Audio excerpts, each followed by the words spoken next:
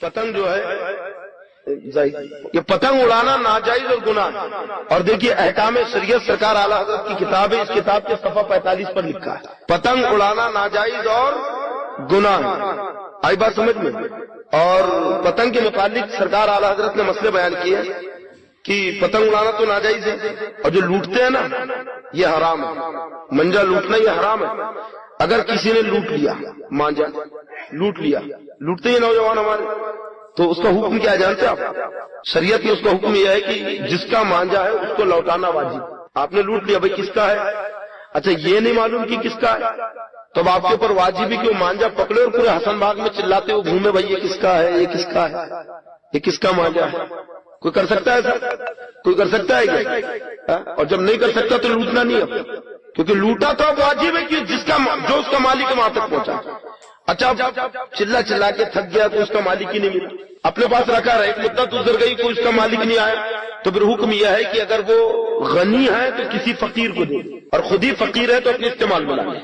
اگر اس نے مانجا لوٹا اور اعلان نہیں کیا, کپڑے اس مانجے سے اس نے کپڑے سلائے اور پہن لیے, اعلیٰ حضرت لکھتے ہیں کہ اس کپڑے پر اس کی نماز نہیں ہوگی, اس کی نماز مکروہ تحریمی ہے. یہ کیونکہ لوٹ کا مال تھا, حرام کا مال تھا. آئی بات سمجھ میں؟ تو اتنی برائی ہے اس کے اندر. اور نوجوانوں کی جو پتنگ ہے نا, یہ اس کی ہسٹری آپ کو پتا ہے, میرے پاس میں لٹریچر ہے, نیٹ پہ بھی اویلیبل ہے, آپ کو مل جائے گا, کتابیں بھی ہیں. یہ پتنگ کی جو ایجاد ہوئی ہے کیوں ہوئی ہے؟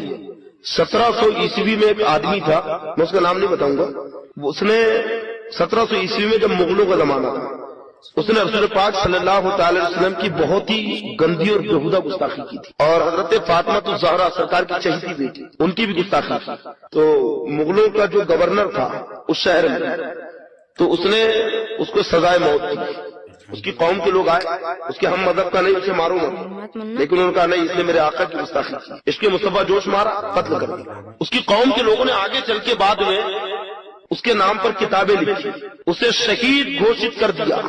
کیا کہا؟ کس کو؟ گستاخ کو, جس نے آقا کی گستاخی کی, کہا یہ شہید ہے, اور اس کی سمادھی اسمارٹ اس کا ایک بنا دیا, اس کی زیارت کو جانے لگے, اور پھر اس کے نام کو زندہ رکھنے, اس کو امر رکھنے کے لیے انہوں نے پتنگ بازی ایجاد کی اس کے نام پر. یہ پتنگ جو اڑائی جاتی ہے گستاخ رسول کے نام پر اڑائی جاتی ہے, اس کے نام کو زندہ رکھنے, کہ جیسے پتنگ ہوا میں بلند ہے تو اس سے کہہ رہے ہیں کہ تو بھی بلند ہو گیا.